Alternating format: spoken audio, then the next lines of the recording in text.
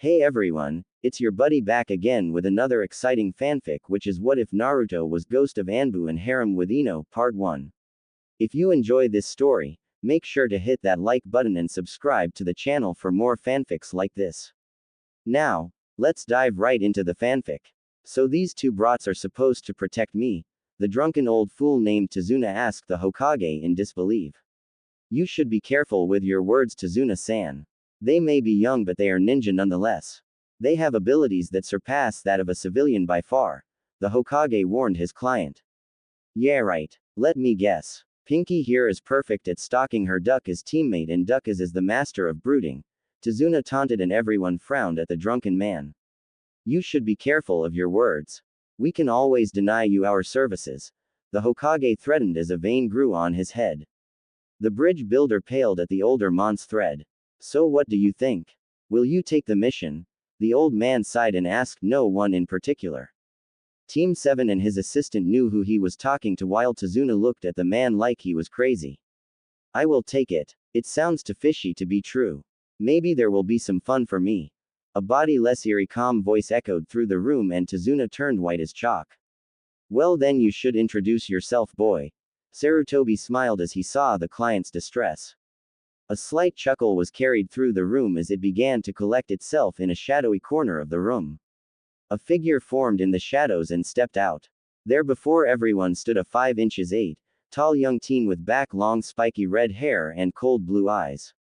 He wore black leather pants with black steel-tipped boots, a open black leather jacket with a red stripe along his arms and a see-through mesh shirt.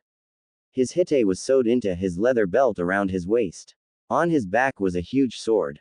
It had a long handle with upside-down skull at the end and a broad guard and horns at the end towards the handle. Behind the guard was a long-teethed skull with the broad blade seemingly coming from its mouth. The blade was at least 10 inches broad and 1 inch thick while it held the impressive length of 5 feet. So in total it was about 6 feet long and had this evil aura around itself making you shiver by just seeing it. My name is Uzumaki Naruto and I'm the last member of your protection team, Tazuna-san. He bowed to the shivering man with a creepy smile, showing his long sharp teeth. The man could only nod his head, not trusting his own voice at the moment. Then I would suggest that you prepare yourself and we all meet at the southern gate in 1 hour. Kakashi stated and escaped the room in a puff of smoke, hoping to get away from his creepy student as soon as possible. Naruto could only smile at his sensei's behavior and melted into the shadowy corner again. Without another word the genins left the room to prepare themselves. Just as Tazuna turned to leave, the voice of the old village leader stopped him. I would advise you to handle Naruto with care and respect. He may be a ninja of Konoha but he has no problem with killing a client if he gets aggravated. He isn't called the Bloody Fang of Konoha for nothing, the man explained. Tazuna just gulped and nodded before he left the room. The old Sarutobi just smiled and turned to his paperwork. With a swift motion of his hands forming a crossed hand sign, 3 more Sarutobi popped into existence. These 3 pounced at the paperwork with a determinate expression on their faces. Meanwhile the original walked over to his couch and pulled out a small orange book from his sleeve. With a perverted giggle he opened it only to be interrupted. You know, old man, these books will be your downfall one day. Naruto smiled as he stepped out of the shadow. Kami above. The old Hokage yelled as he jumped up only to see his surrogate grandson leaning against his desk having a rare smile on his lips. Naruto, what are you doing here? The Hokage scolded but Naruto shrugged as he turned serious. Listen, old man. He stated firm and Sarutobi shut up. This mission is more dangerous than Tazuna wants to make us believe. He explained while he pulled a cigarette from inner pocket of his jacket and lit it. The man looked at the boy disapprovingly but couldn't say anything because he knew of the redhead's circumstances. What do you mean, boy? He inquired. I mean that the Wave Country is currently under the reign of Gato shipment. That got Sarutobi's attention. I think that we will encounter at least one missing nin C rank or higher. It's said that he has a thing for silent killings, so we could probably meet one of Kiri's missing nin. So you should upgrade the mission. The teen explained. Sarutobi analyzed his explanation and nodded. He moved to his desk and took out a scroll to update the mission from C to A and handed it to the boy. I'm making you the one in command. Should you encounter a missing nin above B rank, you will take command and lead for the rest of the mission with Kakashi as your second in command, the man explained, and Naruto nodded. The team began to leave but stopped shortly before the shadowy corner and looked over his shoulder. "Oh, an old man?" he asked, and Sarutobi looked towards him. "Tell Jiraiya-sensei not to peek at the hot springs. If I find out that he spied on her, I promise you that he has been a man for the longest time of his life," the boy warned, and his eyes flashed white for a second before he vanished into the shadows. "I hate it when he does that," Sarutobi mumbled, a bit afraid for his old student. Near the hot springs, a white-haired man felt a cold shiver run down his spine. "I think I should pass on my research for today, or I think I will lose something very important to me," he thought, a bit scared, and shielded his groin involuntarily while he walked away to a bar. A group of girls in the hot springs felt a sudden relief and relaxed into the warm water. "Guess the pervert got scared off," they all thought with a big goofy smile as they soaked. An hour later, Team 7 and their client were at the gate. "Well, everyone expect Naruto. Now then, let's go," Kakashi ordered, and they began their journey. "Hey, where is that Naruto boy?" Tazuna asked as he looked around. "Don't waste your time. He is around." Kakashi just shrugged, and he felt a shudder run down his spine. "I think I just pissed off the devil. I should learn to keep my mouth shut," he thought, and eyed his surrounding careful. Just as they passed through the gate, a small shadow emerged from the gate's shadow into Tazuna's. The man felt a shiver and looked around but didn't see anything. So he just shrugged it off and followed his protection team, hoping that they wouldn't find out the truth. Hours passed and the little group didn't really make any advance. Because of the old bridge builder, they were forced to move at civilian pace, which made them quite a target for enemies. It was late afternoon as something caught Kakashi's eye. There, further before them, was a puddle of water, even though it hadn't rained in days. He decided it would be a good test for his team to see how far advanced they really were. Without any sign of interest, he switched with a log that he had hanged into a copy of himself. Just as he predicted, the puddle was a trap. The team passed it, and out of it came two masked ninja with an evil glint in their eyes. They jumped the unprepared team and client and cut his copy into pieces. To his disappointment, they behaved like bloody rookies. Sakura and Tazuna froze up like statues, and Sasuke charged head-on, only to be smacked away like a simple fly. He just wanted to intervene, but he knew he was too late. His team was doomed. "Fuck. Where are you, Naruto?" he thought in panic. The attackers threw their chains at Sakura and Tazuna, only for something unexpected to happen. Out of the bridge builder's shadow, 4 black chains shot forward and deflected the incoming ones. They hovered around the two in a protective manner, like they had a mind of their own. A eerie cackle echoed through the area that made everyone freeze up. Suddenly, a black hand shot out of the mon's shadow and began to pull a evenly black figure with white glowing eyes out of it. As it had fully emerged the shadow, the darkness began to retract and revealed tan skin along with black leather clothes and a giant sword. The figure laughed like a madman, and he looked at the frightened enemies. Only now they seemed to notice that the chains from before were coming from his back like they were extensions of his body. Well, the demon brothers of Kiri. So I was right that Gato would hire someone like you. He chuckled with his creepy smile showing his fangs. The brothers looked at him in sheer terror. They knew who they were facing. An enemy so strong that they would never stand a chance. Before them stood the bloody fang of Konoha. Gozu whispered, afraid. "So you know me. Then I don't need to waste time to introduce myself." Naruto gave them a soft smile. Then he tilted his head and the smile changed into a predatory smile. "Now let's have some fun." He cackled and ran in between them, grabbing their faces in the process and dragging them into the forest.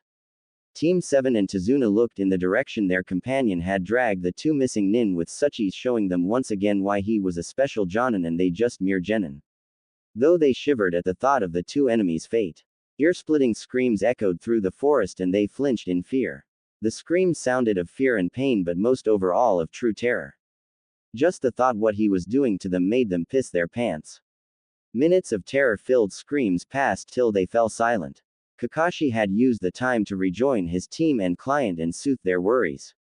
10 minutes later, the sound of breaking branches made everyone look into the dark forest. Naruto emerged happily whistling while juggling two scrolls between his hands. Naruto, what happened? Kakashi asked, a bit fearful. Let's just say that they didn't want to cooperate at first, but as you know, I can be very convincing. Naruto's smile vanished into a neutral face. Kakashi took a step back, not wanting to anger the young Jonin any further. He once had a talk with the teen and he still had scars to prove it. Wah! What's in the scrolls, Naruto? Sakura asked carefully. Oh, in these. Only the remains of the recently deceased demon brothers. He shrugged and put the scrolls into a seal on the inside of his jacket, not that the others knew about that. Truth be told, only in one of them were the remains of the deceased brothers while the other one held his new acquired food. So Tazuna-san, I believe you have some explaining to do. Naruto stared at his client and stressed the honorific. I don't know what you mean. The old man began to sweat.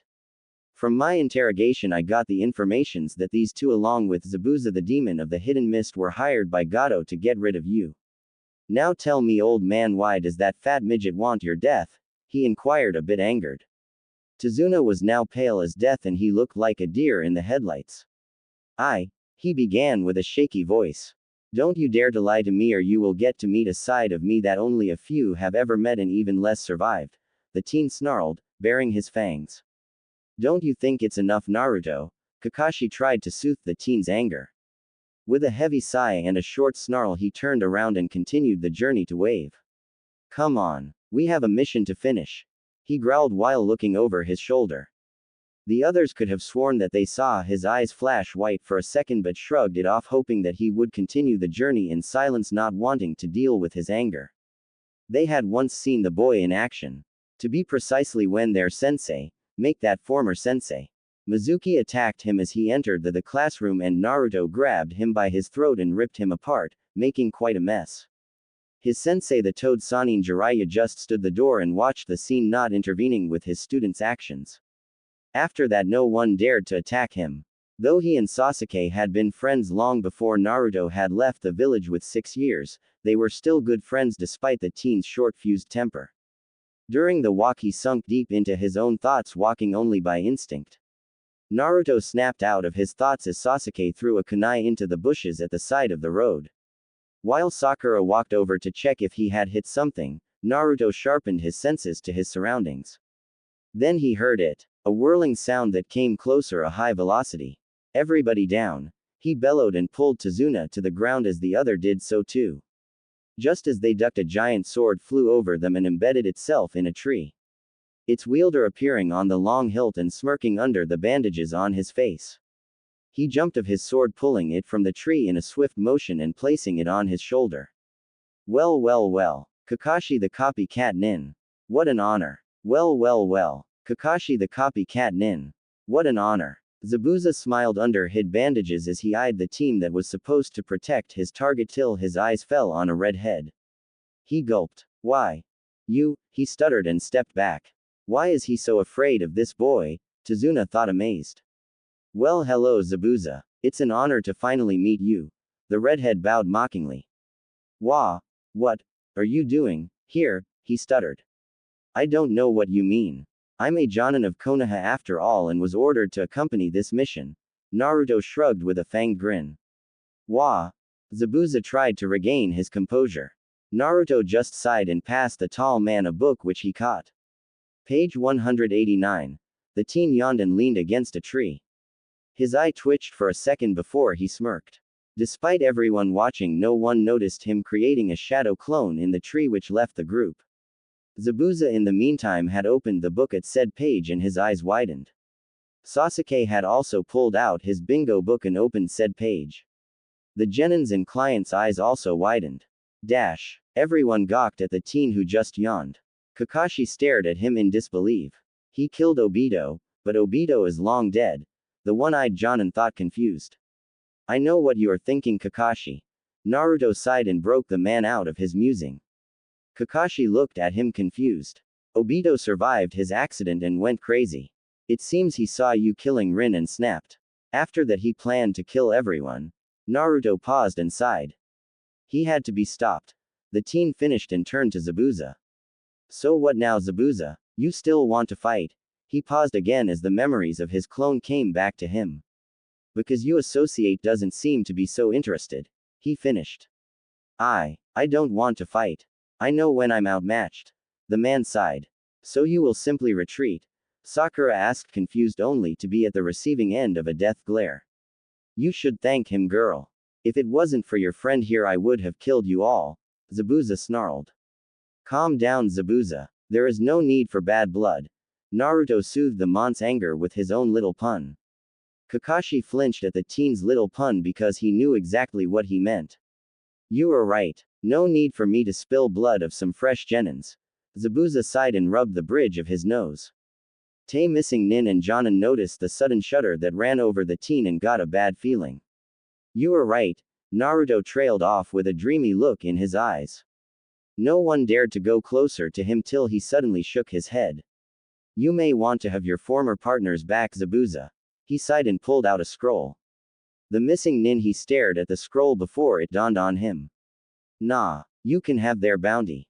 I'm don't leech of others' work all too much. He answered calm. So come on now, Zabuza. We have much to talk about. Naruto looked eager all of a sudden and walked up to the man. Zabuza just eyed the boy wary till he walked past him and gestured him to follow him. You guys go on ahead to Tazuna's house. I will meet you there. Naruto called and the two nins left into the woods. Team 7 and their client stared at the spot they vanished from in confusion. Just when did you get so strong, Naruto? Sasuke thought, a bit sad that his friend had changed so much. Obito, what happened to you? Kakashi thought, somber. Naruto is scary. Sakura thought with a shiver. This boy is terrifying. Tazuna gulped. Come on, let's move. How far is your house away, Tazuna-san? Kakashi decided to get the mission on the move. Just a few minutes from here. Tazuna snapped out of his thoughts. Well then, let's go. Kakashi ordered and the group made their way to their client's house. All of them a bit wary of what Naruto was planning. Hours later, Team 7, Tazuna, his daughter Tsunami and her son Inari were sitting at the dining table eating dinner. A sudden knock on the door called their attention to it. Tazuna and his family were afraid. Could it be one of Gato's men? Did he find out about Tazuna going to Konoha for help? Kakashi nodded for Tsunami to open the door while he pulled out a kunai and prepared himself to attack. Careful and with trembling hands, she reached for the door and turned the handle. Slowly the door crept open and revealed a shadow before it. Just as Kakashi wanted to pounce on the figure, a eerie calm voice spoke. If I were you, Kakashi, I wouldn't even think of moving. The voice whispered from behind him. He could feel cold steel on his neck and realized that the figure was already behind him. But he also recognized the voice. Oh, it's you, Naruto. Kakashi tried to sound relaxed, but the teen noticed the slight tone of fear. You are getting rusty, Kakashi. He stated and stepped back while he put his sword away. Tsunami eyed the newcomer with a mixture of fear and awe. Say, Naruto, where is your giant sword? Tazuna asked, careful. I sealed it away. I decided to use my secondary swords. They are far better for fast combat. Naruto explained calm as he turned to Tsunami. Everyone eyed the two weird short swords on his back. Their scabbards were crossed on his back and reached over his shoulders. They looked like short broad swords with a bent-down handle. The handle itself was wrapped with dark red cloth. But what caught their attention were the weird cylindric things at the end of the blade. Think Squall's gunblade from Final Fantasy VIII. I'm sorry for my late coming. I had to take care of a few things before I came here. My name is Uzumaki Naruto and I'm a member of the team to protect your father. It's nice to meet you. The teen bowed with a calm smile. My name is Tsunami. It's nice to meet you, Naruto-kun. She also bowed. Would you like to join us for dinner? She asked as the three walked back to the table. That's a kind offer, but I have to decline. My body can't digest normal food anyway. I have my food with me and will eat later. He explained with a kind smile. You can also eat your food with us. It's more comfy to eat with more people. Tsunami's smile never left her lips. I don't think that you would like it if I was to unpack my food. It would ruin your appetite for sure. Naruto leaned back in his chair and watched everyone. His comrades just ate their food along with Tazuna, not really wanting to know what he meant by it, or in Kakashi's case knew what he meant and didn't want to think about it. Tsunami and Inari on the other hand were more curious. In a spark of confidence, she tried to challenge him. It can't be so bad if you eat it, she stated. Naruto thought about it for a moment before he pulled out a scroll. A scroll that was somehow very familiar to her. Hey, isn't that the scroll he had after he interrogated the demon brothers? She whispered to Sasuke, who looked at it and nodded. The young Jonin unrolled it and placed his hand on a sealing matrix. With a push of chakra, a plum of smoke appeared, and when it appeared, when the smoke vanished, it showed a small bottle made of metal. He opened the bottle and took a swig before he held it to Tsunami. Take a smell and you will know why I didn't want to unpack it here, he stated firm, and she suddenly felt unsure. Yet she steeled herself and took the bottle to hold it beneath her nose. With a short sniff, she began to take in the smell of the liquid inside of it. It smelled metallic. She knew that smell from somewhere. Where have I smelled that before? She tried to remember. Suddenly her mind froze. She remembered that smell. That horrible smell. A smell she hoped to never smell again. The smell of blood. Her eyes widened and she looked at Naruto. The bottle slipped from her hand and would have crashed on the table, sputtering its content, but Naruto caught it easily before he sat down again. I warned you, Tsunami-san. You wouldn't like it. He shrugged and took another swig. Why? She stuttered. Why I'm drinking it? He formed the question for her. She could only nod, not really trusting her voice. He just sighed and looked at Kakashi, who nodded and began to place silencing seals on the walls. When he was finished, he took a seat again. What I will reveal to you now is a S-rank secret. If you tell anyone about this, you will be executed on the spot, Naruto stated serious. Everyone paled but nodded. The reason why I drink blood, everyone paled even more at that, is because of my Kekkei Genkai. I am a vampire. To sustain my life and power, I need to drink blood. Along with it, I gain certain abilities. I gain the memories of everyone I drink blood from. It powers my special abilities like the one you have witnessed before, Tazuna-san. Naruto nodded to the old man, who stared at him questioning. The power to travel inside shadows is one of my abilities. As long as I hide inside someone's shadow, this person can't be harmed because all damage will immediately transfer to me. I also have advanced senses along with enhanced strength and stamina, Naruto explained, calm as his eyes turned white, leaving only his black slit pupils. This is a sign that I'm using some of my abilities, he explained, and his eyes returned to the blue color. There was silence in the room. No one dared to say something. Say, Naruto. Sakura trailed off, not sure if she wanted to know. Yes, Sakura? He asked patiently.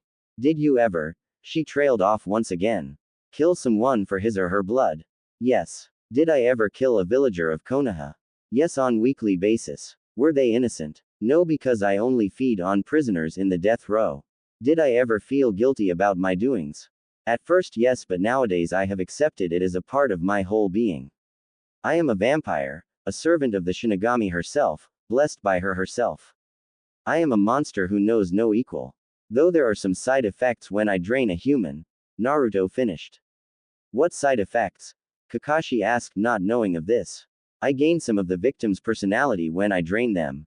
That's why I was so short-tempered when we began the mission, and now thanks to the new blood my personality changed again, even if just a bit, he explained and stood up. He began to walk to the front door when he stopped. Oh, and boy, he called, making everyone look at Inari and then at him. You shouldn't spout nonsense like giving up is the only choice. Giving up never gets you anywhere, because only those who are courageous enough to step forward can forge their own way in life. Now you should be brave for your family because they really need it, he stated, and left the house and its inhabitants to think about the just said. Sasuke lay in his bed and stared at the ceiling, thinking of what his old friend had told them hours ago. Sasuke sighed as he remembered how Naruto had stepped into his life only to leave 2 years later again when Jiraiya came and picked him up, saying that he was his godfather and would train him. Give the perverted Sennin didn't make it out of the compound unharmed. Many of the clan had made a space for Naruto in their hearts and punished him for abandoning the boy for so long. He didn't even dare to make any kind of research for the rest of his stay in Konoha. Not that Sasuke knew of that back then. With that, he turned around and fell asleep, hoping to finally find a way back to his friend with secret being revealed. After Naruto left Tazuna's house, he jumped into the trees and made his way to his target while talking to his Ne-chan. Say Ne-chan, was it right of me to tell them the truth? He asked his tenant. I think they deserve to know Otudo. They work with you after all. Kunami said in his mind. I think so too, but I just don't like people looking at me like I'm crazy. He sighed. I know what you mean. She sighed. Naruto stopped on a branch and looked down. He stood before a large mansion. This little fucking midget.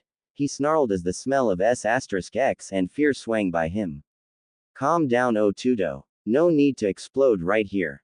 You better make him suffer. Kunami snarled, also pissed. With that, the teen vanished and reappeared on the roof. He crouched beside a window and opened it silently with a kunai. Without making a noise, he slipped inside and sneaked over the beams and looked for his target. Finally, he found the man. Gato was truly a midget. He thought Zabuza had exaggerated when he told him about the idiot who hired him.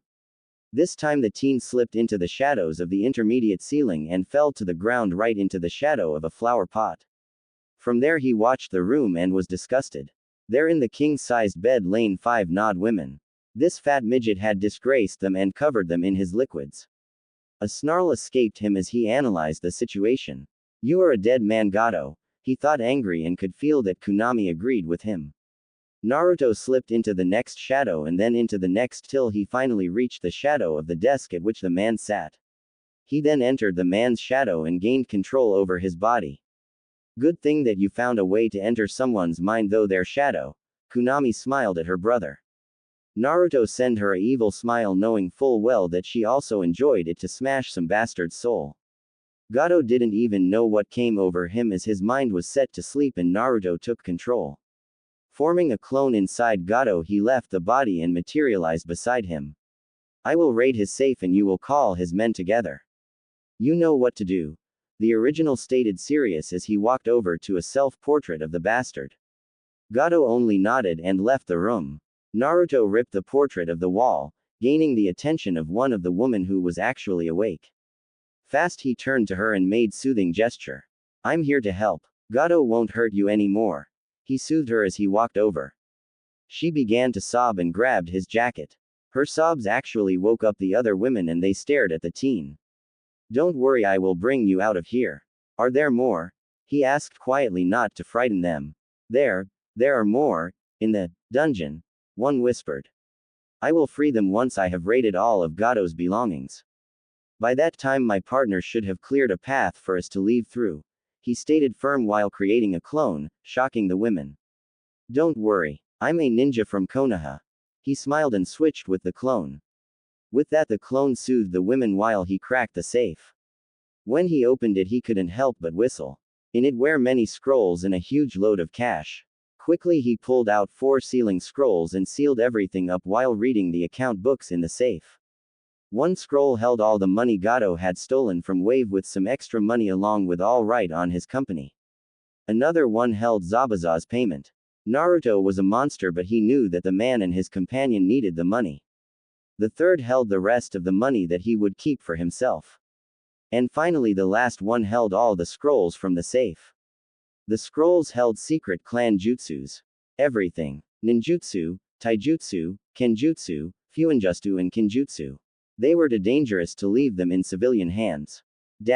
In the meantime Gato had rounded all his men for a discussion. Why did you call us Gato-san? One thug asked. Oh, I just wanted you all in one place for a little surprise. He grinned. What kind of surprise? Another idiot asked. Gato's grin grew even further. Your sudden demise, he yelled. Immediately hundreds of clones emerged from the shadows and killed everyone present. When all of Gato's men were dead the clones turned to Gato. Everyone, henge into the thugs that you killed and pretend to be them. Seal up every body for that we can get money and incarnate the rest. Leave no trace behind. Gato yelled. The clones did just that and went to work. With that Gato went back into his mansion. Meanwhile Naruto had freed the rest of the slaves and got them some clothes to cover their bodies. They left the mansion just as Gato entered it again. The women whimpered as they saw the midget with his guards. Don't worry. That's not Gato. Naruto soothed them and they looked at him weirdly. Hey boss. Everything is going as planned. Gato stated firm, confusing the poor women further. Don't worry, ladies. I'm controlling Gato right now. He has no free will at the moment. He would even kill himself if I told him to. Naruto explained. The women stared at him in disbelief and he shrugged. Gato, slap yourself in the face. He deadpanned. Gato did as told and slapped himself hard. The former slaves stared at the two in disbelief. Come on, let's get going, ladies. I want to have you all at home by morning, Naruto stated. He wanted to walk outside but was stopped by Gato. You should wait a bit, boss. It's quite messy outside. He stated firm, not wanting to let the women see the mess he had created earlier. One woman or more of a girl his age was actually more curious than afraid because of her suffering. She stepped outside and gasped. There was a huge army of Naruto's incarnating Gato's thugs while others transformed into said thugs. What is going on here? She stuttered. It's part of a big plan. Let's just say that I want to make Gato suffer as much as possible. Naruto shrugged as he stepped beside her. The other women actually got curious and stepped outside only to gasp. Some of them even smiled at the sight of actual justice being served. Come on, let's go, ladies. This is no place for you, the teen stated, and they left the mansion while Gato walked inside. Gato woke up at his desk feeling a bit woozy. He looked around and found the woman he had fucked earlier lying on the bed. With a smug grin he walked over to his safe and opened it. He eyed his whole treasure. All the things he had stolen or gained through blackmailing or ordering the murder of innocent people. Now he only had to get rid of that fucking bridge builder and then the whole wave country would belong to him. He laughed hysterical and walked over to the bed, letting his hand sliding over the leg of one of his slaves. The woman shuddered under his touch but stayed asleep. He didn't notice the evil being hiding in his shadow or that everything he worshipped was just an illusion by the being. Gato had nothing left without even knowing it. Naruto walked up to a clearing in the woods closely followed by the freed women. Kage Bunshin no Jutsu, he mumbled, and two clones appeared without any smoke. The women were once again surprised but didn't say anything. Wordless, the clones made their way into the clearing and placed each other at each side of the clearing. They began to make hand signs. Wood release. House growing jutsu, the two shouted, and the wood shot from the ground between the two. The wood formed into a flat. The new formed object was a large flat in traditional Japanese style. With that, the clones vanished without a sound. Everyone stared at the newly created building. Come on, girls, let's get you inside, Naruto stated as he walked in. Why are we here? A girl asked. I can't let you back in the village as of now. I have plans for Gato. Until then, you are better off here. I don't know if he has any henchman outside the mansion, the teen explained calm and continued his walk. The women only nodded and followed the teen. Inside the flat they stared around amazed. The house was fully furnished. This is amazing. One woman breathed. It's a technique only 3 people can perform, me included, Naruto stated calm and walked over to the balcony on the back side of the house. There he created 5 shadow clones and they vanished into the forest. These 5 will take care of you till everything is cleared out. They will tend to your needs while I proceed to free wave, the vampire teen explained calm. So we should just live here while you go back and risk your life for us? A girl asked, a bit angry. I'm not risking my life. I'm too strong for that. He looked over his shoulder and smiled. And besides, I'm a monster. There is no one so far that could kill me, he stated as his eyes turned white and he bared his long white fangs. The women flinched at his sight but didn't say anything. Don't worry about your safety. Nothing will harm you while my clones are around. He paused as the memories of one clone returned to him. And from the looks of it, there seems to be a hot spring near here, he continued and smiled. Okay, I have to go now. My team is waiting for me, he stated as 4 clones emerged from the forest with all kinds of stuff. They carried hunted animals, firewood, and some kind of moss. With that, the teen vanished in the shadows, creeping the women out. Don't worry about him. The boss isn't really a person for big company, a clone stated calm. What do you mean? A woman asked. The boss has never opened up to someone except his sister. He was treated like a monster even before he actually became one, the clone explained as he began to spread the moss on the chairs as some kind of cushion. What do you mean with monster? The woman continued. Are you familiar with the term Jinchuriki? The clone with the firewood asked. All the women shook their heads except one. You mean the container of the bijus, right? She asked. The clones nodded sadly while the women stiffened at the mentioning of the biju. The boss is a Jinchuriki and the villagers attacked him because of their blind anger. Hadn't it been for his biju, he wouldn't have survived his first week alive because the villagers were constantly after his life. The first sight while he skinned the animals they caught. Which one? The woman asked, calm, but the fear was evident. Would you please give us your name before we continue? The fourth clone asked as he helped the first. I'm Ayane Tagua. Now please answer my question. She stated firm. The boss holds the Kyubi no Kitsune. The second answered. There was a death-like silence in the flat, only interrupted by the clones working. Why are you telling us all that? If your boss is so antisocial, then why are you telling us all that? Shouldn't you be more like him?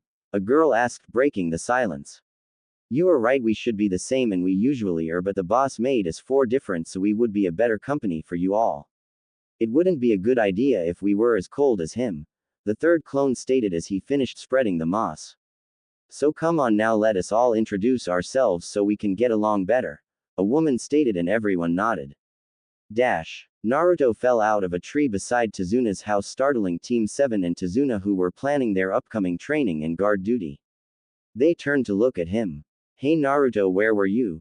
Kakashi asked lazy while reading his smut. Oh, I was just sightseeing and getting some new food. The teen shrugged, not planning to tell the team about his plans. Everyone shuddered at the mentioning of food and didn't want to ask any further. Okay, with Naruto being back we can start your training. Kakashi explained before he turned to Naruto, never letting his smut sink from before his eyes. Naruto, could you guard Tezuna while I train my team? He asked lazy.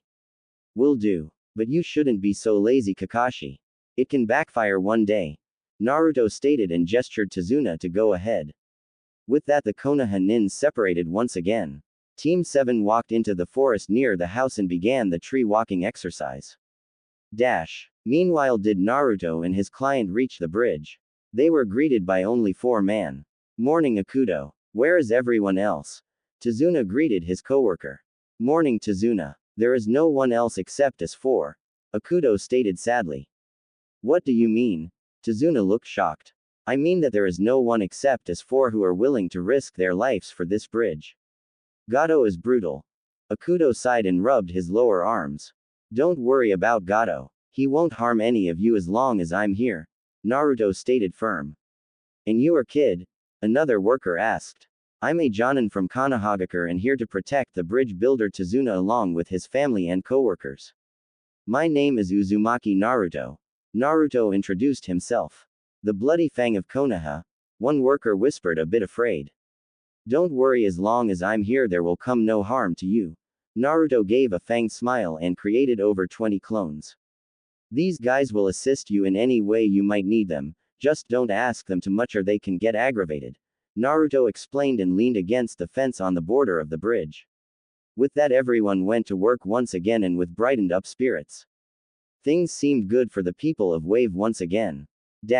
Time skipped 3 days.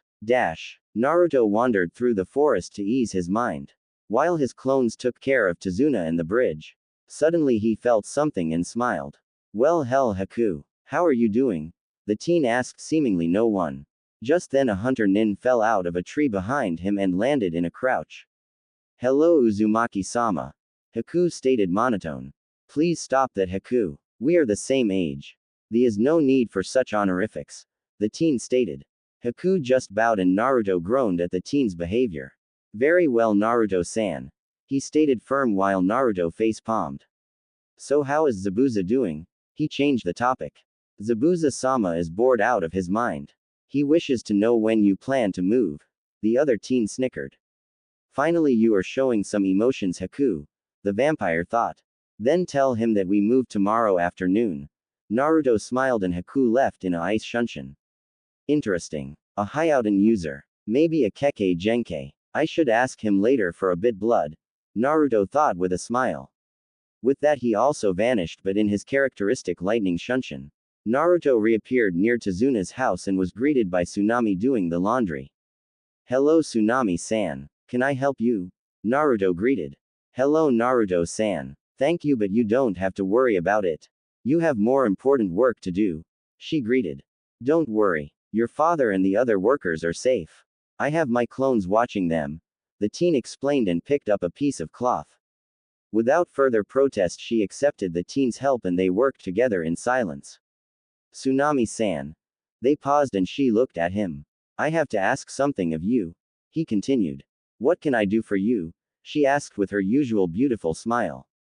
I want you to bring the whole village to the bridge tomorrow afternoon, but keep the children home, he explained while he hung up another piece of cloth. Tsunami stared at him confused while continued to hang up the clothes for drying. Why? She asked after a few moments of silence. I want to show Wave the spectacular end of its tyrant. Naruto gave her a fanged smile that gave the woman a shiver down her spine. But why shouldn't the children be there? She asked with a queasy feeling in her stomach. Because it will be pretty brutal. Naruto smiled as he picked up another piece of cloth. With that, the two continued their work in silence and walked into the house. Just before they entered, he created a clone that left for Team 7. The shadow clone crouched in a tree and watched Team 7 train. They were still trying to get the tree walking down. I should have a talk with Kakashi about his lax training in the near future, he thought and eyed the team. Kakashi leaned against a tree and read his smut as usual with a perverted giggle from time to time. You lazy idiot. The clone sighed. Sakura had her hands on her knees and was panting hard. She was obviously tired. I thought you had upped your training after the academy. I think I will give you a new training plan once we return to the leaf, he thought as he watched the pink-haired girl. Sasuke was still working hard, but the exhaustion was visible on his face. He definitely used way too much chakra in his attempts on the technique. You are too serious, brother. You need to be more relaxed, otherwise you will never master it, he thought as he watched the boy he saw as a brother. With that, he fell beside the older Jonin. You should pack away that smut and keep training your team, Kakashi, or I will do the former for you, the teen growled. Kakashi jumped as he hadn't noticed the teen landing beside him. Fast as lightning, he put the book in his pouch and stared at the teen wide-eyed. Naruto, when did you get here? He asked, startled. I observed your team's training for half an hour before I talked to you, he stated calm and continued to look at the two genin. And what do you think? Kakashi asked, nervous. I think we need to have a serious talk when we return to the leaf, Naruto explained with a eerie calmness. Kakashi gulped at the thought of a serious talk with the vampire teen. Don't worry, I will take Sakura under my tutelage for a while. You take Sasuke's training serious for once. The two are far behind the other teams. Once I finished my training with Sakura, she will be a real kunoichi. With her being stronger, she and Sasuke can be a real team, Naruto explained and stared off in the distance. Are you sure? I don't think the council will allow that, Kakashi whispered. I give a fuck what the council says. If they try anything, I will expose all of their dirty little secret. After all, Jiraiya isn't the only one with a big spy network. The teen smiled, letting one of his fangs poke out between his lips. And by the way, I have the old man on my side, so they won't be a problem at all, he finished and pushed himself off the tree. Oh, and tell the two to get some rest. We will meet Zabuza and his associate tomorrow, he said and puffed out of existence. A shadow clone. I didn't even notice it. I thought he was the real one. Kakashi thought, a bit down at being tricked like that. I guess I will break the news to them once we get home, he sighed and pushed himself from the tree. With that, Kakashi called his team to call it a day and they left to get some rest. The next afternoon. Team 7, Naruto and the workers worked on the bridge waiting for the start of the next events. Nobody except the Jonin noticed the suddenly thickening mist around them till it was too late. Kurigakur no Jutsu was heard by the ninja and everyone was on the feet. Shit, is Zabuza already here? Sasuke whispered to no one in particular. Goken no Seigen Jutsu, Naruto whispered without anyone hearing it. Don't worry, Sasuke. I have it already covered, Naruto stated calm as he pulled out a cigarette and lit it. That earned him a scowl from the black-haired teen. Naruto, since when do you smoke? He asked. I started shortly after the Shinigami turned me into a vampire, he explained calm and took a deep breath. The kiddo is right, Naruto. You shouldn't smoke. came a eerie calm voice from before them. Everyone tensed while the teen just smiled. Well, hello Zabuza. I can smoke whatever I want. I can't get sick from it anyway. He shrugged as the two ninja became visible before him. Naruto, what's going on here? Sakura asked, confused. Oh, we are planning a big celebration soon and now only the guest of honor is missing. He smiled evil. How long do we have to wait? Zabuza asked, feeling a bit uneasy at the teen's grin. He should be here in about 10 minutes. Naruto shrugged and sat down while he unpacked a small scroll. What's that? Zabuza asked, curious. Naruto just smiled and unsealed a shogi board. Wanna play a game, Zabuza? He asked with a big smile. Everyone's sweat dropped at this but said nothing. Zabuza just shrugged and sat down before the teen and looked at the board. Everyone watched how the two ninja played their game of shogi and how easy the two seemed to take it. Minutes later, Zabuza groaned and leaned back, staring at the mist-covered sky. You are way too good, boy. Zabuza sighed. I play shogi since I was 7. So I have some experience after all. Naruto shrugged. The sound of marching feet interrupted Zabuza's answer. I guess they are here. Naruto sighed and resealed the shogi board. He flicked the cigarette away and stood up, stretching his back. What kind of demon are you anyway? You can't even defeat some kids. A haughty voice taunted through the mist as it began to lift. Everyone stared confused in the direction of the voice. Don't worry. It's a genjutsu I casted when Zabuza casted his Kurigakure no Jutsu. Okay everyone, let's take a seat and enjoy the show. Naruto smiled and leaned against the fence. Dash. The whole village stood at the end of the bridge just as Gato and his army marched past them, not really acknowledging them. They watched a bit sad at how the ninja were fighting each other. Tsunami stared sadly, hoping that Naruto knew what he was doing. Dash. Gato stared at how beaten his hired ninja looked and laughed inwardly. Ha, I knew it was a good idea to not pay this idiot. He thought smugly. What kind of demon are you anyway? You can't even defeat some kids. He taunted and the beaten ninja looked at him. What do you want here, Gato?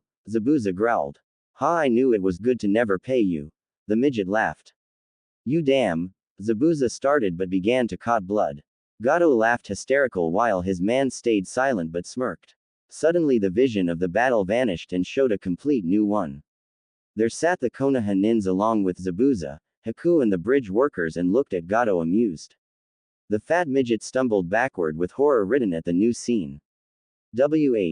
What is going on here? He stuttered as he fell backwards. It's a genjutsu.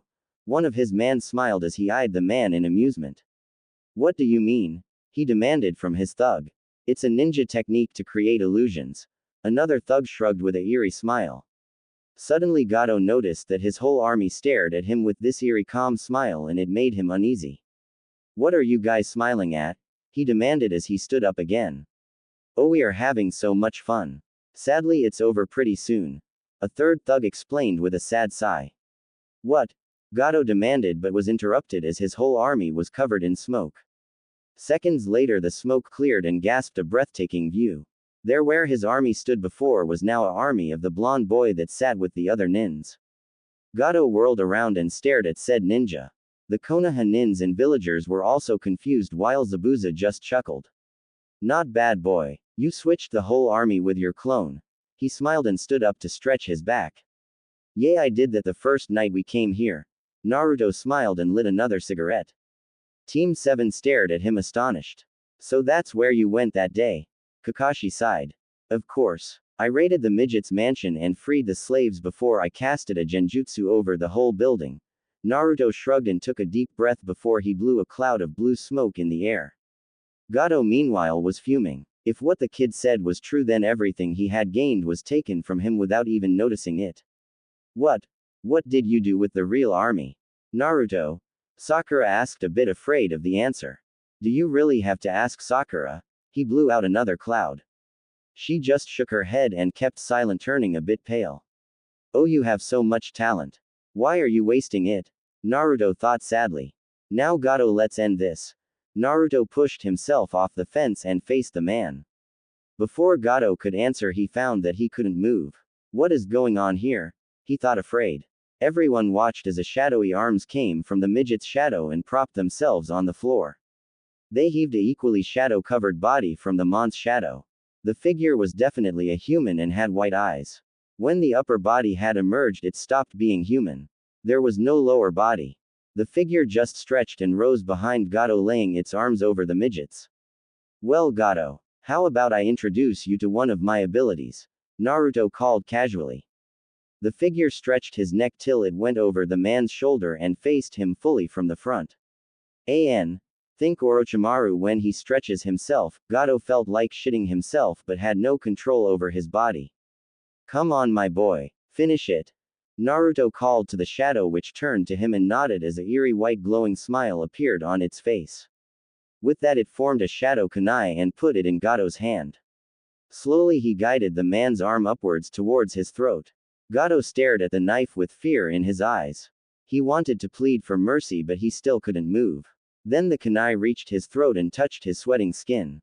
The shadow looked at his boss for a last confirmation and got a nod.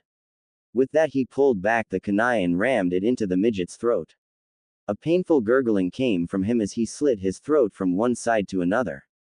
The sickening sound reached everyone because the villagers had walked over to see what was going on. Everyone turned pale as they saw the violence that the shadow displayed. Some even threw up. Finally, the smile on the shadow grew even bigger as he ripped the jacket open, revealing dozens explosive tags. Do it. Naruto cheered with an evil smile. The tags ignited and exploded. The explosion ripped the man apart and covered the area in gore and innards. The tyrant Gato was gone and done for.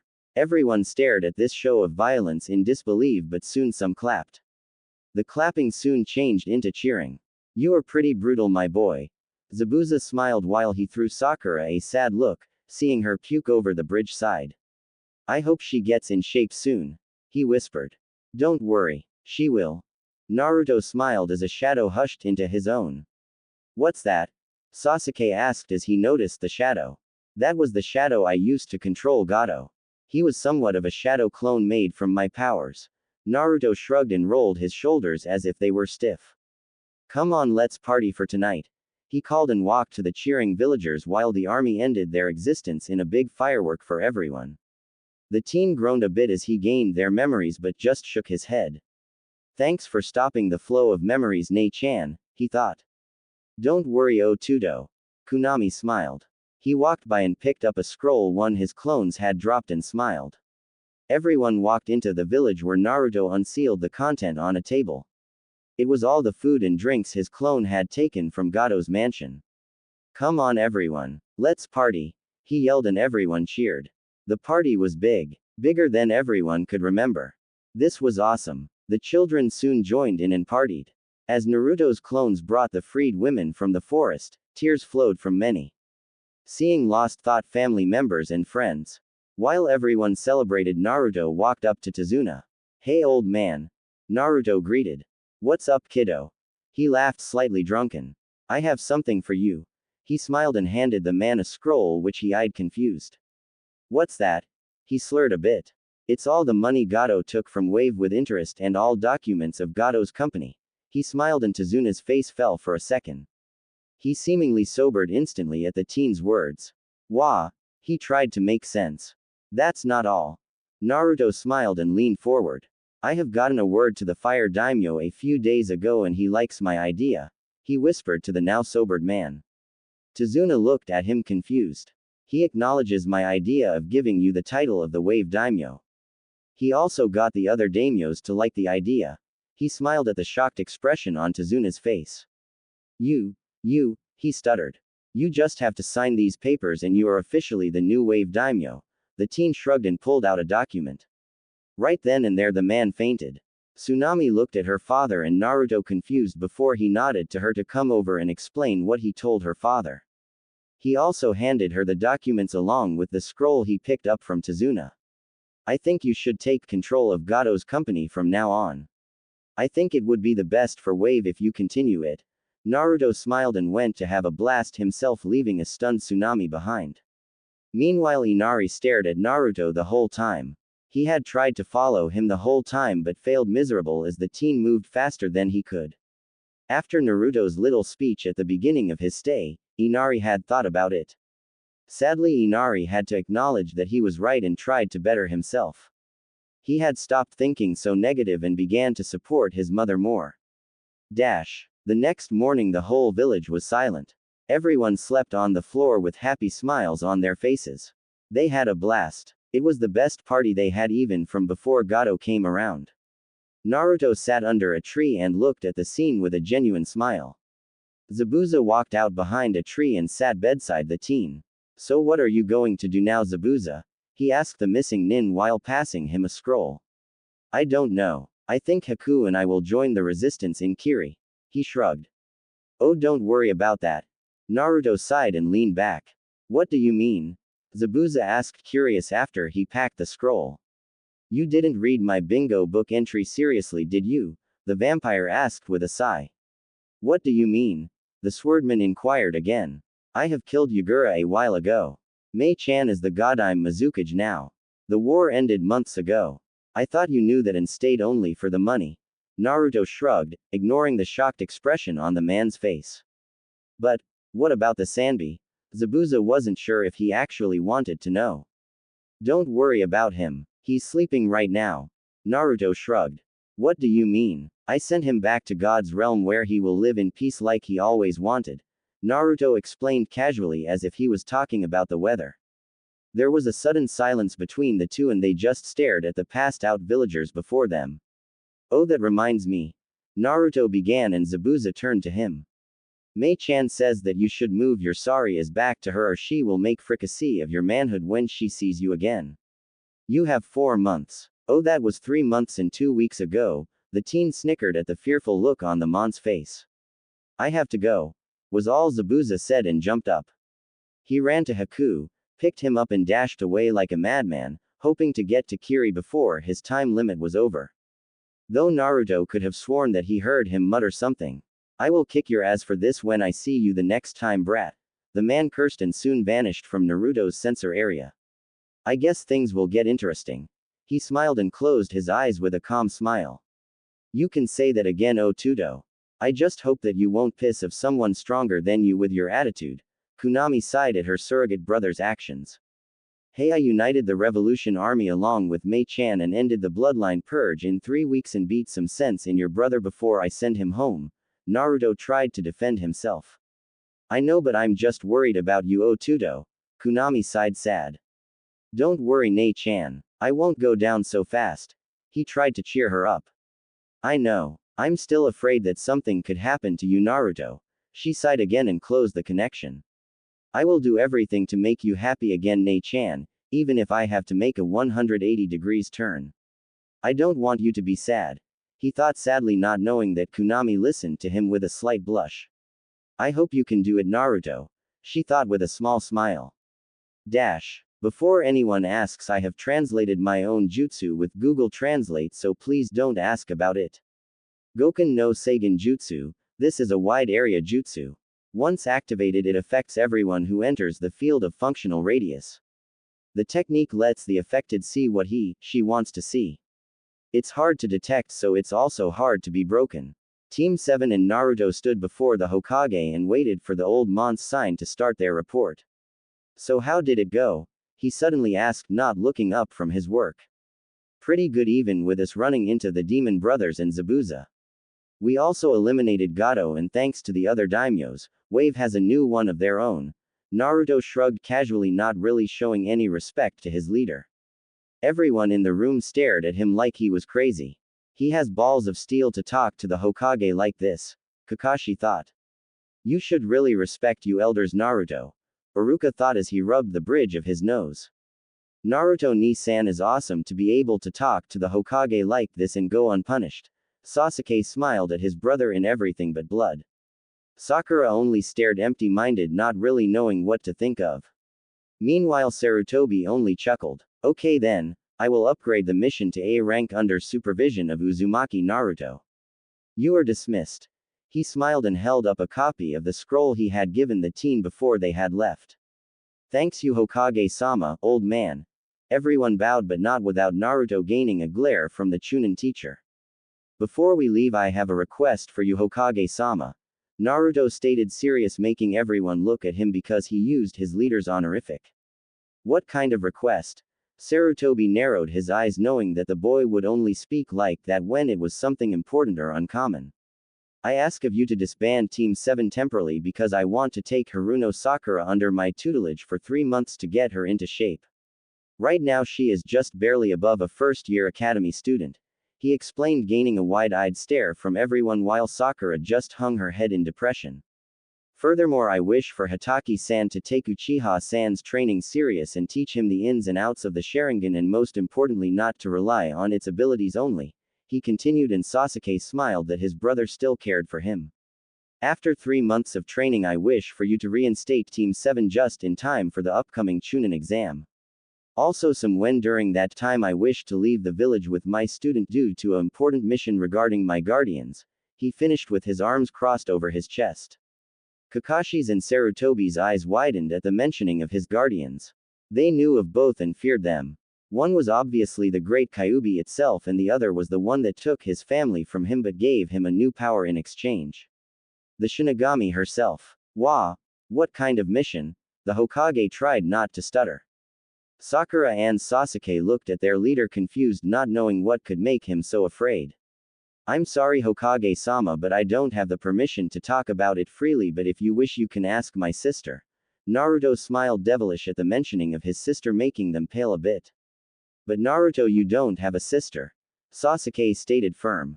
Not one running around, you are right. The young Jonin smiled. That confused the teens even more.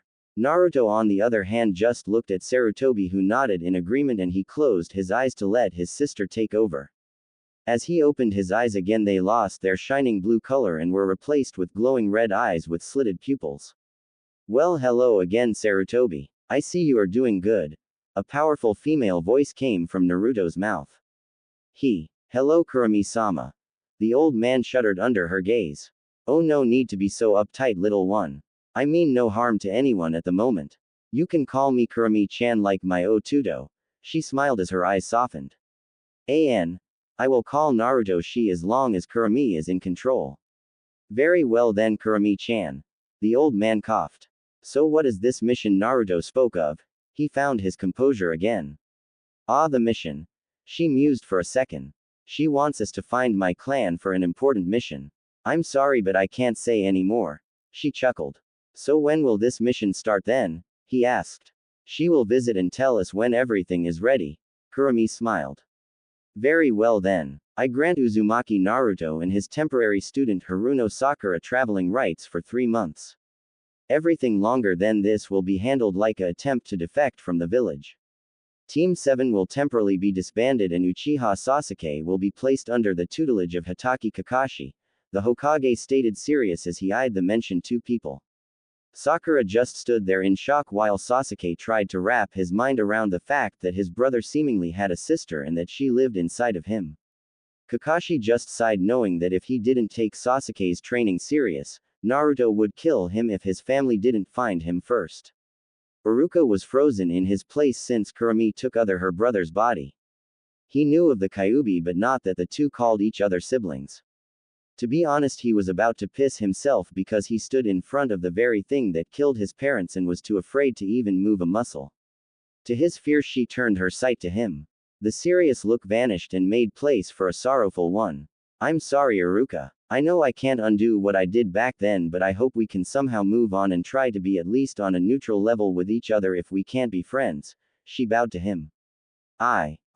He tried to answer, but he didn't trust his voice. So he only nodded just as she rose her head again. She gave him a soft smile. Thank you, Iruka. She smiled and turned to the Hokage.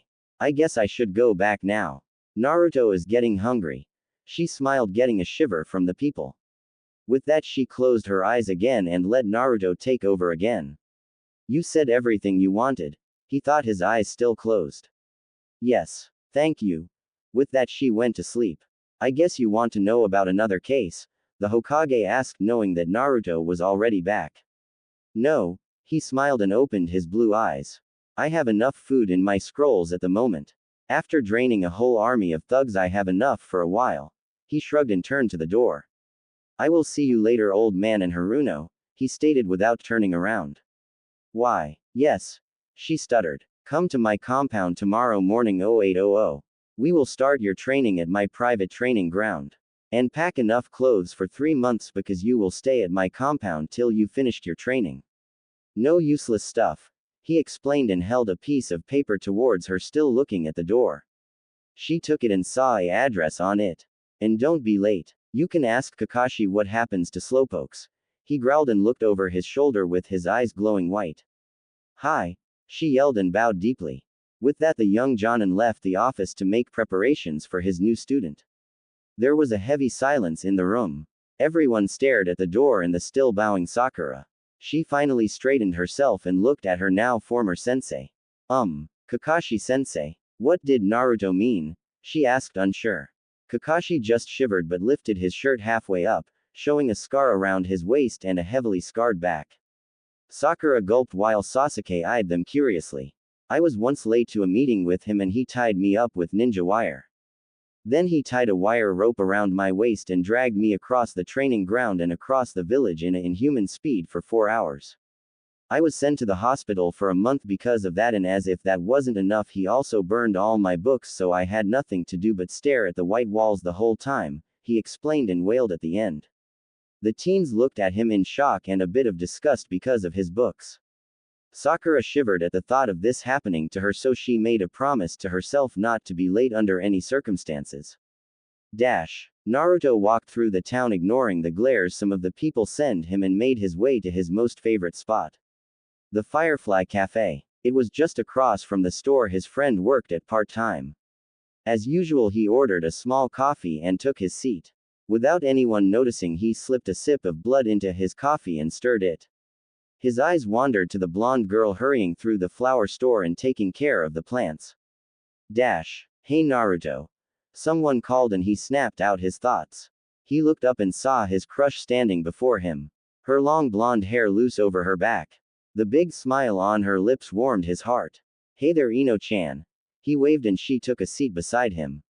Since when are you back? She asked, propping her head in her hands. A few hours ago. I just got out of a meeting with the Hokage. He sighed and took a sip from his coffee.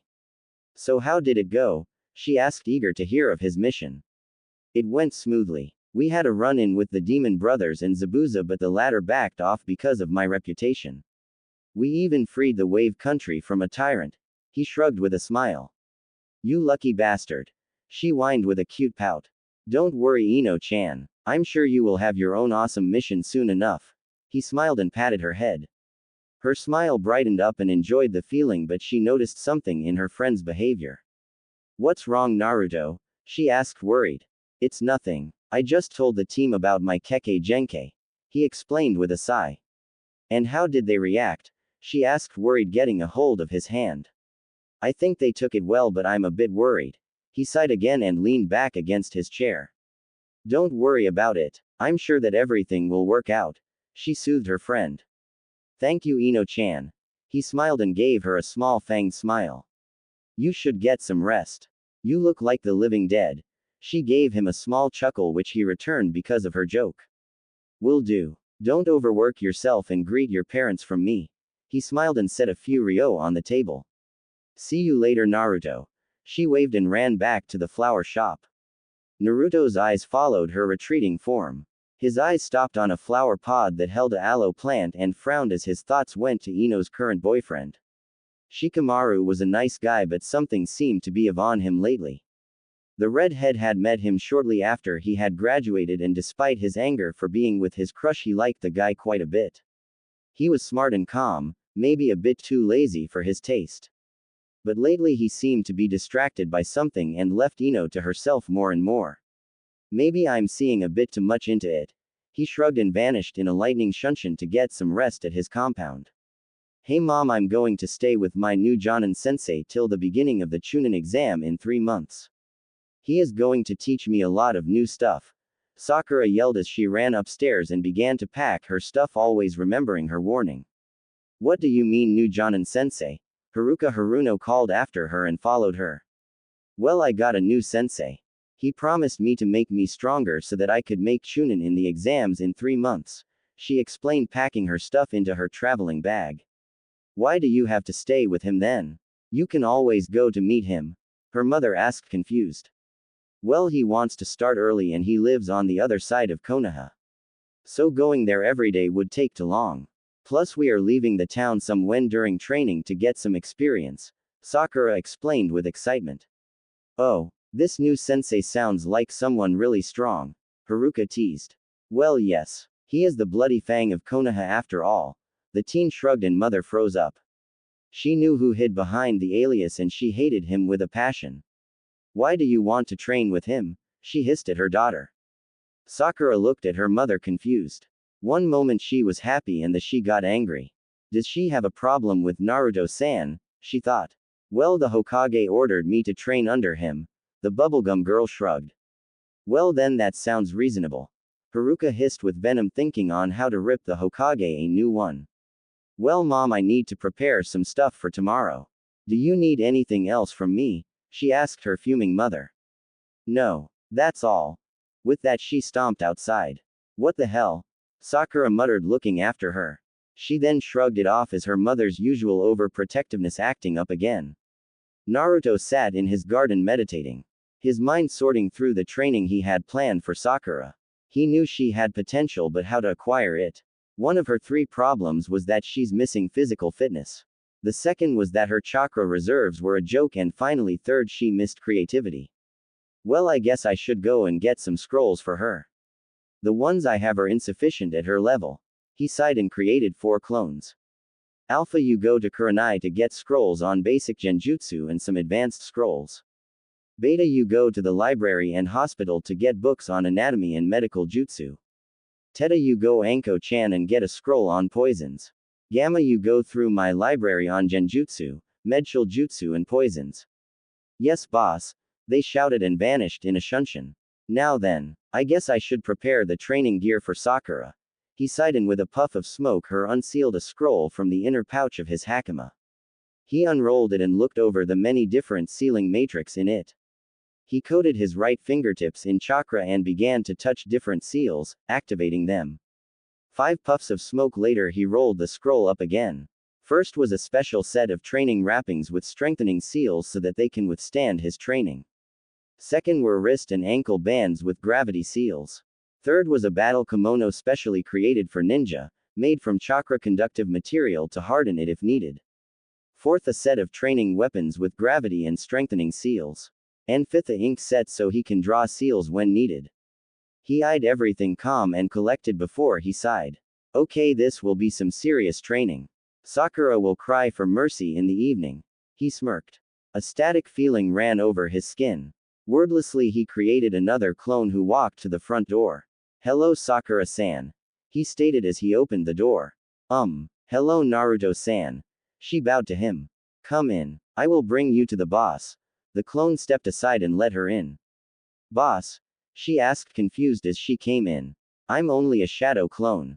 Naruto is waiting for in the training field. We will leave your bag on the veranda.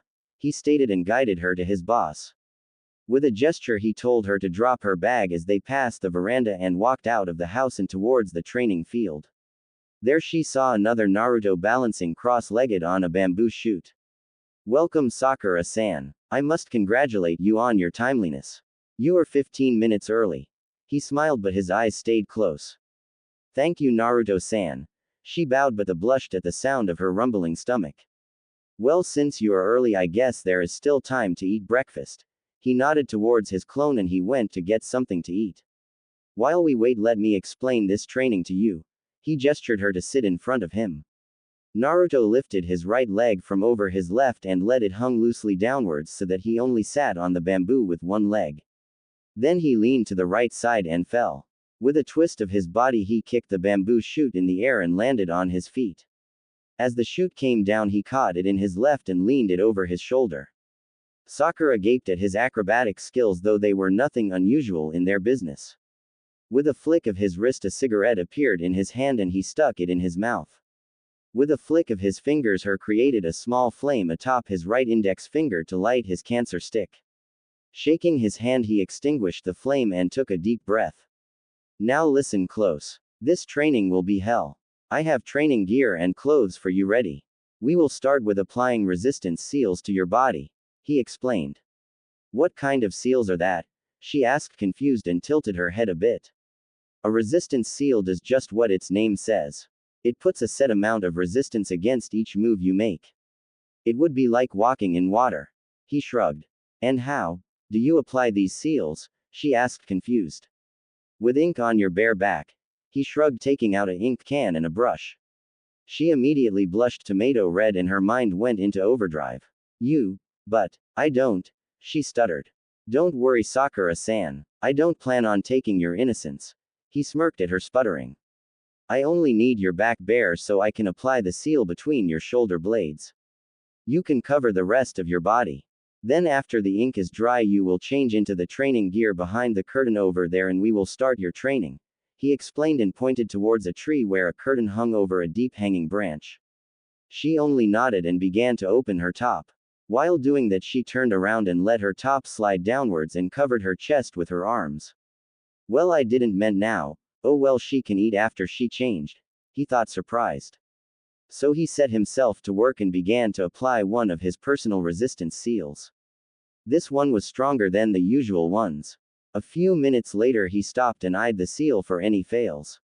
To his surprise her blush was seemingly so hot that the ink dried instantly. He pressed his thumb against the ink and found it really dry. That's some serious skill. Maybe she has a high fire affinity like me, he thought. Now Sakura-san, please go change into the training outfit I have placed behind the curtain and under no circumstances channel chakra into while dressing or you could hurt yourself, he ordered, and she hushed behind the curtain, not daring to look at him. A few minutes passed and as she came back and sat in front of Naruto again. He handed her a plate with some rice balls and nodded. Eat up. You will need the energy, he explained, and she nodded thankfully. After she finished her breakfast he placed the plate on a stone behind him and turned to her with a serious expression. Now let's get down to business. You have 3 weaknesses that make you currently unfit to be a shinobi, he stated, serious, and she hung her head. The first problem is that you're missing physical fitness. The second is that your chakra reserves are a joke, the squirrel in the tree has more than you, and finally you're missing creativity on the job. His voice was soft but his words stung like burning needles under skin. Now, don't let this get you down. I will bring you up to my standard. My training will be hard but it will be worth it. He soothed her and stroked her head. She looked at him surprised but smiled. Now I want you to activate your resistance seal on level 1, he ordered her. How do I do that? She asked, confused. Think of a small cup the size of your fist and fill it with chakra, then place this amount into the seal. That is enough to activate it. Then don't move for the next few minutes till the seal attuned to your body, he explained, and she did as she was told. A shudder ran through her body and she stared at him surprised. Don't worry. The seal is only scanning the size of your chakra pool to set a limit for the seal. While building up your chakra pool, the seal will attune itself while you're asleep so that it can set new limits for your training. It might take a minute or so, he explained, calm, and waited for the seal to finish its job. While we wait I will explain you how we will work. At first I will bring up your physical strength and your chakra pool, and when I think you have progressed far enough I will start on your creativity. Once I see good progress in all 3 fields I will start on your justice. I will teach you the basics and some advanced techniques of genjutsu, medical jutsu, and kenjutsu. But I will only give you a sword if you are worth it, he explained with a dark glint in his eyes at the end. What do you mean, worth it? She managed to say as the seal set itself on level 1. The swords I have are special. You could say they are a part of me by blood. He shrugged and rolled his shoulder. How's that? She tilted her head and found it pretty hard to move. The blacksmith who made it used my blood and worked it into the blade. Like this it gained my affinities and made it so that it can only be wielded by me. His eyes darkened as he remembered the perverted blacksmith. That sounds scary, she whispered. Don't worry about it now. You have a long way to go to earn such an honor, he stated, firm, and she nodded. Now I want you to put the same amount of chakra into each wrist and ankle bands as you did into the resistance seal. This will give you about 20 kilos on each of your limb. After that I will give you 1 hour to get used to the weight before I hunt you around the training ground, he ordered, and she paled. But, that's too much, she stuttered. Too much you say. Girl, I started with the double weight. Right now my resistance seals, plural, are on level 10. That means 10 times more resistance than you have each. My weights are 500 kilos each limb. So don't whine and start to get used to it. When I'm finished with you, you will carry at least 150 kilos each limb, he stated stern and glared at her. She nodded barely. She couldn't run away from him because she couldn't really move and she didn't know how to deactivate the seals. Plus she was there on the Hokage's orders. I'm so fucked. She whimpered. For the rest of the day Naruto trained the pink-haired girl. Hey, did you hear? The demon is seducing councilwoman Haruno's daughter. A civilian whispered as she saw the pair walk by. Sakura looked tired and sluggish while Naruto just walked with a emotionless expression. That demon should have been killed the day he was born, another whispered angry. What are they talking about, Naruto-kun? The girl asked her new friend teacher. Let's just say that your mother should keep her mouth shut before I stuff it with my fist, he growled, making her gasp. What do you mean? My mother is the most loving woman in town. Sakura hissed, feeling insulted that he badmouthed her mother. Sakura, your mother has two sides. One you know and one she shows around the village. Let's leave it at that for now. We need to get some stuff, he stated, and they stepped into a shinobi store. Hello, Higurashi-san. Naruto greeted the man behind the counter. Hello, Naruto-kun. Who's the little missy with you? He asked with a teasing smile. She's my student. He deadpanned and the man threw her a worried look. You have my sympathy, girl. He nodded and she gulped. It's been only 2 days since he started her training, but she already felt herself getting stronger. Thank you, but I don't need it. I have faith in my sensei, she stated, proud. If you say so, girl. He shrugged. Hey Togen, where is the chakra paper? You out or what? Naruto called from behind a shelf. They are on the top of shelf 3. The man called back. Thanks. Came the reply from another shelf, then the previous one. A few minutes later he came back with a few pieces of chakra paper and some medical equipment for missions. He put them on the counter and searched for his wallet before he gave Togen 20 ryo. Keep the change. He smiled at the older man. Thanks, man. Togen laughed and put the stuff in a bag before he handed it to the redhead. Now take this and channel some chakra into it. Naruto ordered his student and gave her a piece of paper from the bag. Sakura did as she was told and watched how the paper began to crumble to dust and partially turn to mud. A high earth affinity for primary and water for secondary. Naruto whistled. Okay, now I know what kind of taijutsu and ninjutsu I can teach you, he explained at her questioning look. What kind of affinity do you have, Naruto-kun? She asked, confused. Naruto only shrugged and pulled out another piece of paper and channeled chakra into it. The paper split in the mid before one piece flashed away in a blue flame and the other turned into an electric spark. As you can see, I have 3 very strong affinities towards wind, fire and lightning. Practically it means that I can manipulate these 3 elements at will without any jutsu, he stated firm. Awesome. She breathed and Togen laughed. Yeah, Naru-chan is awesome. He laughed only to be glared at by him. The two left the laughing shopkeeper behind and continued their walk towards Naruto's compound. Again the whispers caught Sakura's attention. Come on, there must be a reason for their behavior towards you. Sakura hissed, daring him to badmouth her mother again. You won't believe me anyway, so I will show you. But I must warn you, what you're about to see and hear will change your world forever. Plus it may even include a S-rank secret with the punishment of immediate execution.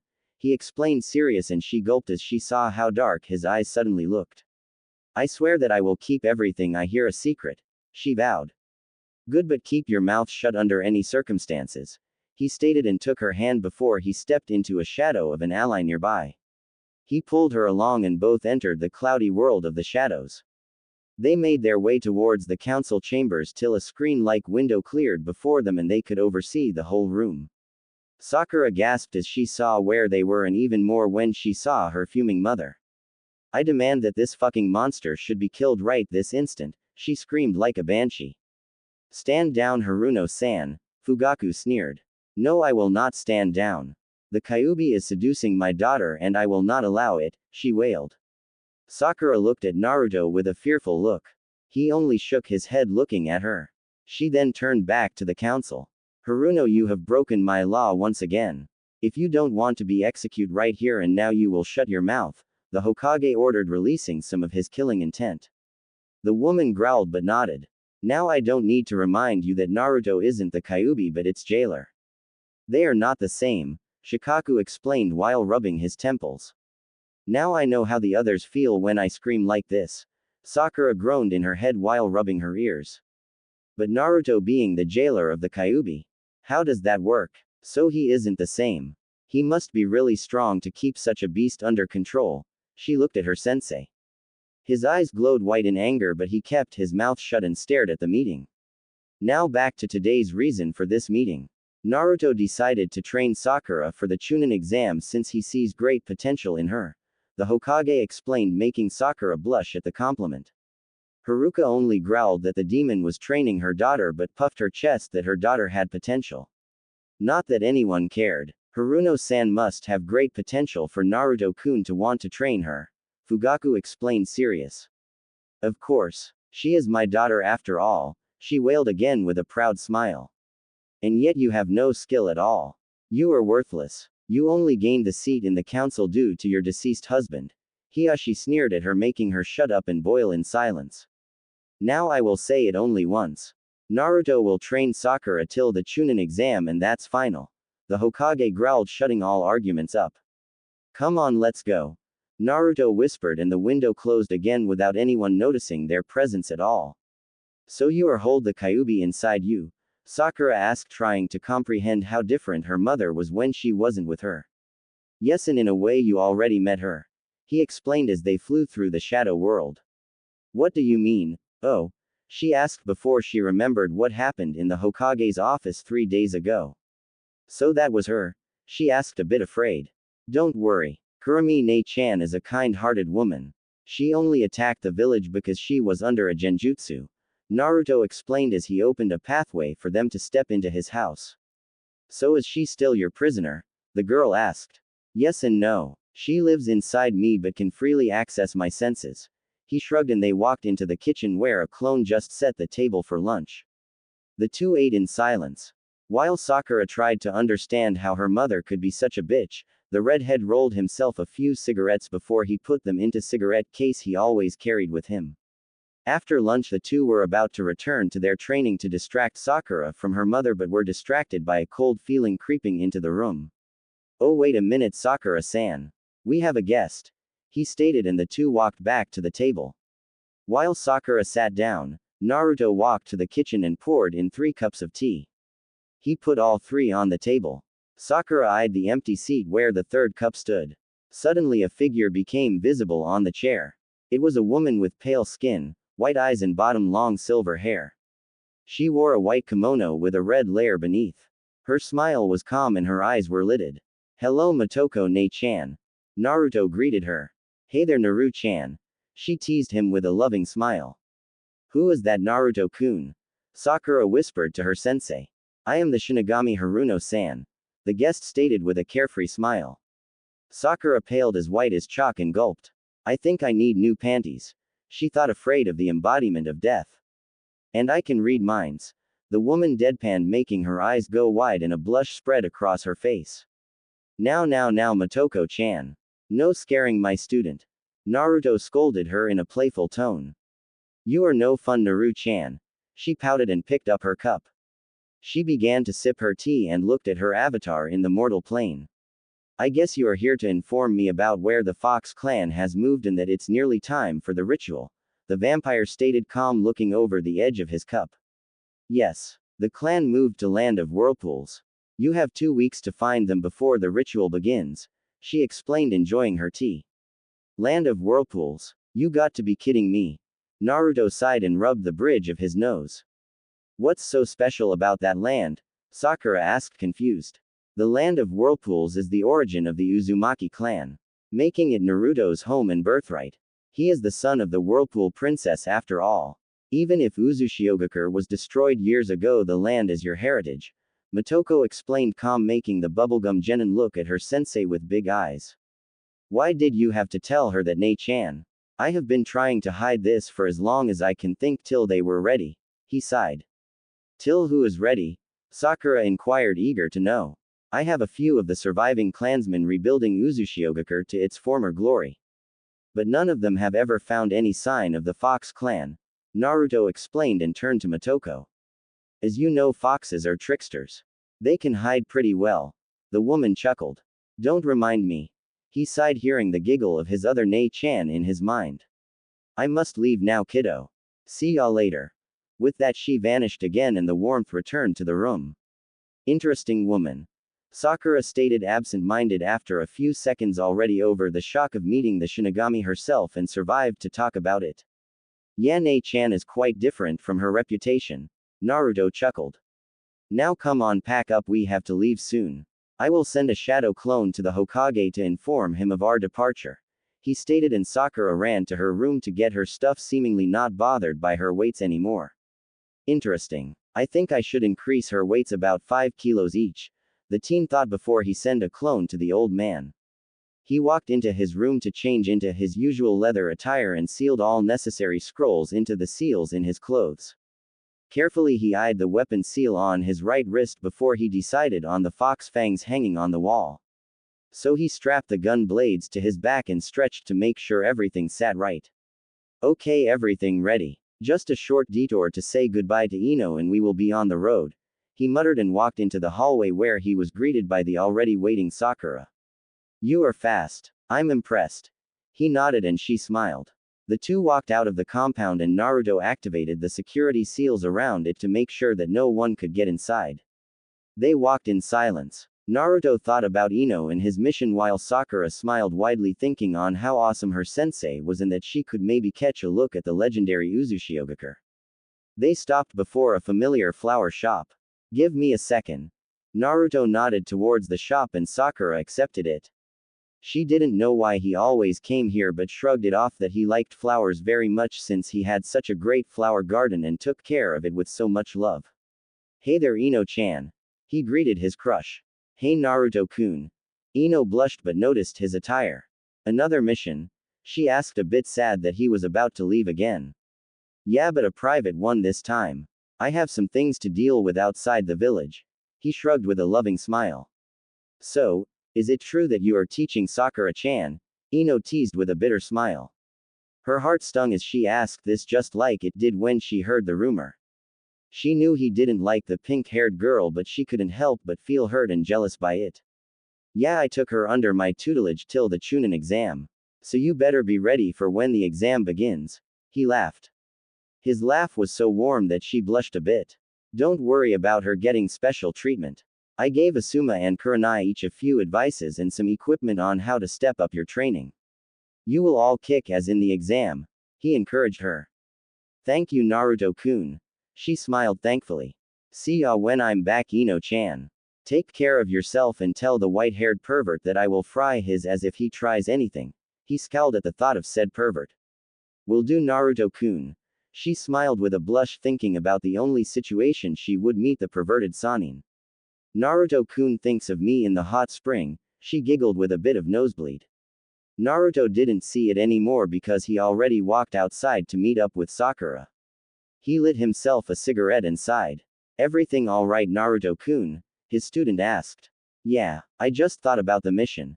He lied, not wanting to reveal that his thoughts wandered back to Ino's beautiful smile. Come on, let's go. They began to walk to the village gate. Oh, and rise your weights by 5 kilos on your wrists and 10 on your ankles, he ordered, making his student groan. But sensei, she whined, only to receive a blank look. She only sighed and pumped more chakra into the seals, making them heavier. With a sigh, she followed her sensei out into the wide world. It's been 2 days since the vampire and his student left Konoha. 2 long and strenuous days of tree hopping. Naruto looked over his shoulder towards his student. Sakura was panting heavy. Sweat ran down her face and her eyes were a bit clouded. She's tired. I guess we should take a break, he thought, and rose his right hand in a fist parallel to his body, signaling his student to stop. Sakura looked at the fist like it was mana from heaven. Both student and master stopped on different branches. While she bent forward and pressed her hands against her legs, She began to question Naruto's training method but shoved the thought aside as she saw a bottle flying towards her. With a greedy motion she captured it and downed half the bottle in one go. You shouldn't drink so fast. You will just get a stomachache. Her sensei stated dry as he took a sip from his silver hip flask. What's in there, sensei? She asked, curious. She had seen the flask a few times but never dared to ask what was inside. I give you a gulp when we get to Uzu. Until then you have to be patient. He shrugged and put it back in his jacket. Can you show me your swords then too? She asked, eager to see her master's uncommon weapons. The fox fangs. Sure, why not? I don't need you to cramp up in shock when I use them anyway. He stated and extended his senses to find one of his spies in the area. A slight motion close to his head caught his student's attention. Naruto rose his right hand and out of the green leaves jumped a dull orange squirrel. It ran down his arm and stopped on his shoulder. It began to squeak into his ear, making him nod. The genin watched this confused. Can sensei actually understand a squirrel? She thought, confused as Naruto handed a nut he got from seemingly nowhere to the animal before it ran away again. Okay, Saba found a trace to the Fox clan. We will first go to Uzu and tomorrow we will begin our search. The redhead explained calm. You actually understood a squirrel? Sakura asked, confused. Of course I did. He is one of my spies.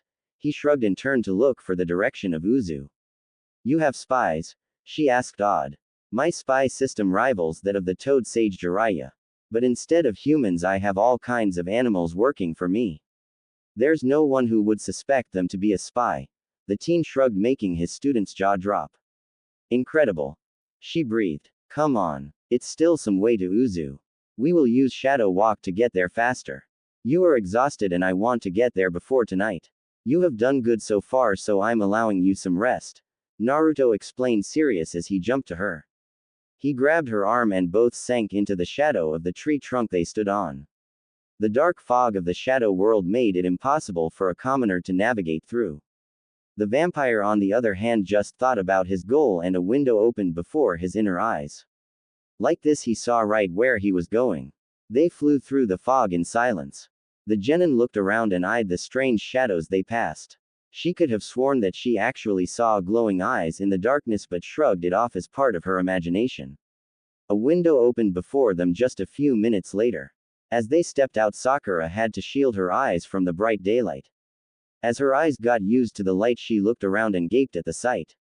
There all around her stood tall buildings. Each building was as big as the Hokage Tower in Konoha, if not higher.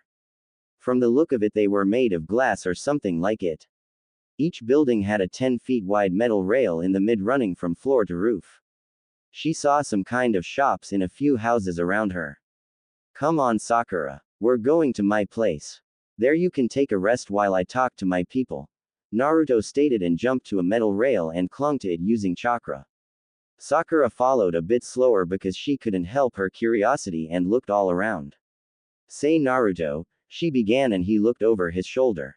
Why are these metal rails on each building? She asked, confused. They are for ninja use only. Think about it. You let dozens if not hundreds of people run over glass all day long. The buildings would look like shit in no time, and not to speak of just graduated genin still learning the wall walking. You saw how hard it was for Sasuke with his high reserves. People could get injured by flying glass shards because of a miscalculated chakra usage. He explained and looked back forward. They jumped over the edge of the roof and ran to the other side of the building. Without looking around, the vampire jumped towards the next building. Sakura stopped and hesitated a bit. The distance between the roofs was a bit longer than between branches they used to get here. Come on, Sakura. He called from the other roof. But I don't know if I can jump this far. She yelled, a bit afraid. It's just like tree hopping. You just have to strengthen your leg and abdomen muscles with your chakra, but this time you have to collect a chakra cushion at the sole of your feet. The moment you jump, you have to push off the chakra cushion off towards the roof to accelerate your jump, the Uzu heir explained patiently. Sakura nodded fearfully and gulped. She took a few steps back before she did as she was told. The chakra in her legs and abdomen felt shaky for some reason. It was as if it was afraid. With another gulp, she charged towards the edge and jumped. The new feeling of freedom made her smile. The other edge with her sensei came closer and closer. She smiled till she realized something. She was losing altitude because her eye level was just at Naruto's midsection and she was at least 5 feet away from the other roof. Kami, save me. She sent a quick prayer to heaven as she fell to her death. Strong arms wrapped around her and stopped her fall. Her body was pressed against something hot. She sighed happy. Are you okay, Sakura? Her sensei's voice ripped her from her thoughts, making her eyes widen. She was wrapped in her sensei's arms and pressed against him. Not trusting her voice, she nodded.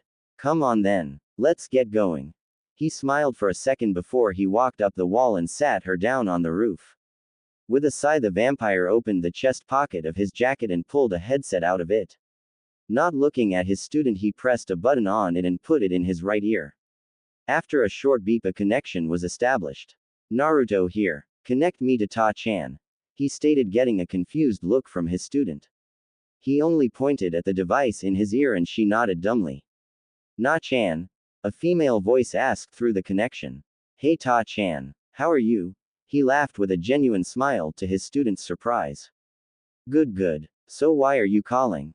Are you in town? She asked, curious with a bit of hope in her voice. Yeah, I'm just a few blocks away from the cage tower. He laughed at her giddy squeal. But don't be surprised. I'm bringing my student with me. He explained, and she stopped flipping and got silent. You got a student? She asked, mocking. Hey, I can be a good teacher. Naruto pouted, making the genin confused on who could make him react like that. Sure. Ta-chan deadpanned.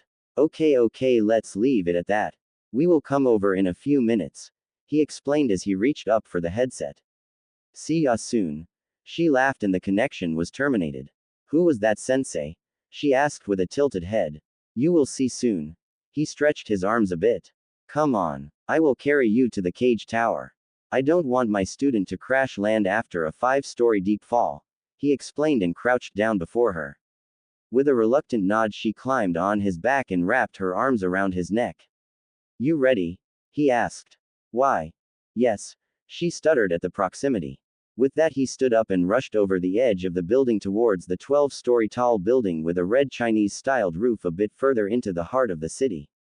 Sakura looked in awe at the city under her and the construction sites everywhere.